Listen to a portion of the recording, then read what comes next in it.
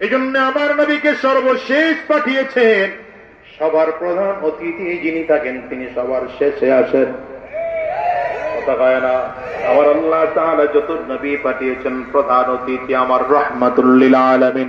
আল্লাহু আকবার চিৎকার করে জবান করে চিল্লায়া বলো মুসলমানদের সেই নবীর কত দাম। এই জন্য আমি বলি কোরআনুল কারীম নাযিল হওয়ার কারণে একটা রাতের দাম বেড়ে গেল, কোরআন নাযিল হওয়ার কারণে একটা মাসের দাম বেড়ে গেল, কোরআন নাযিল হওয়ার কারণে নবীর দাম, কোরআন নাযিলের নবীর কাছে নাযিল হয়েছে সেই নবীর এত দাম। জিবরিল আমিন যার মাধ্যমে আল্লাহ তাআলা কোরআন নাযিল করেছেন সেই ফেরেশতারও এত দাম।